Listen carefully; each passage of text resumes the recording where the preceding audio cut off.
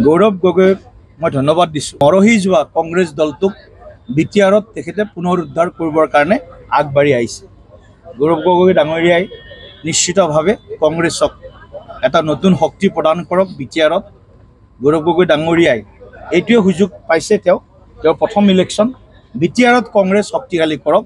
এইটো গৌৰৱ গগৈ ডাঙৰীয়াৰ নেতৃত্বত যদি এইটো সম্ভৱপৰ হয়, তেতিয়াহ'লে কংগ্ৰেছ হয়তো যথেষ্টখিনি শক্তি আৰু সামৰ্থ্য অৰ্জন কৰিবলৈ সক্ষম হ'ব। গতিকে গৌৰৱ গগৈ যদি দুৰ্বল হৈ যায়, তেতিয়া আপোনালোকে গম পাব যে বিটিআৰতো দুৰ্বল হ'ব আৰু ২৬তো দুৰ্বল হ'ব, চবতে দুৰ্বল হ'ব।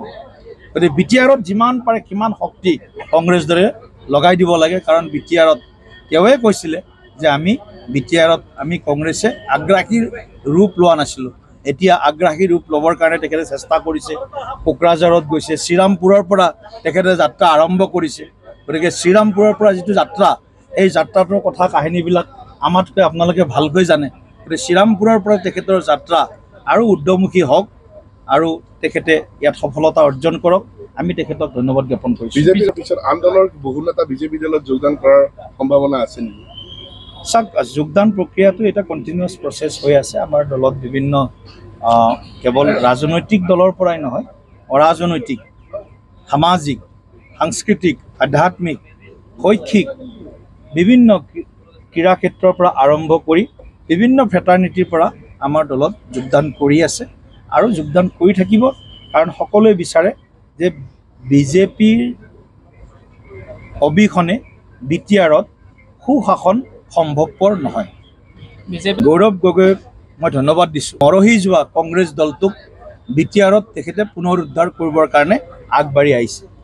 গৌৰৱ গগৈ ডাঙৰীয়াই নিশ্চিতভাৱে কংগ্ৰেছক এটা নতুন শক্তি প্ৰদান কৰক। বিটিআৰত গৌৰৱ গগৈ ডাঙৰীয়াই এইটোৱে সুযোগ পাইছে। তেওঁৰ প্ৰথম ইলেকশ্যন বিটিআৰত কংগ্ৰেছ শক্তিশালী কৰক।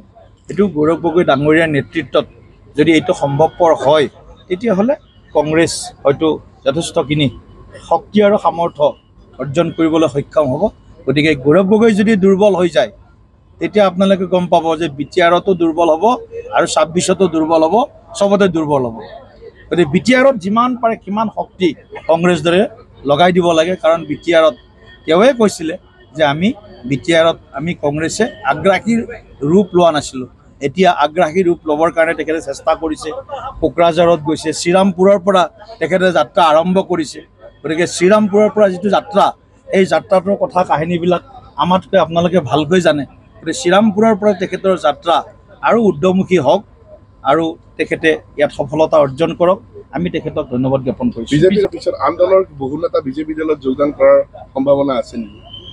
চাওক, যোগদান প্ৰক্ৰিয়াটো এটা কণ্টিনিউৱাছ প্ৰচেছ হৈ আছে। আমাৰ দলত বিভিন্ন কেৱল ৰাজনৈতিক দলৰ পৰাই নহয়, অৰাজনৈতিক, সামাজিক, সাংস্কৃতিক, আধ্যাত্মিক, শৈক্ষিক, বিভিন্ন ক্ৰীড়া ক্ষেত্ৰৰ পৰা আৰম্ভ কৰি বিভিন্ন ফ্ৰেটাৰ্নিটিৰ পৰা আমাৰ দলত যোগদান কৰি আছে আৰু যোগদান কৰি থাকিব। কাৰণ সকলোৱে বিচাৰে যে বিজেপিৰ অবিহনে বিটিআৰত সুশাসন সম্ভৱপৰ নহয়।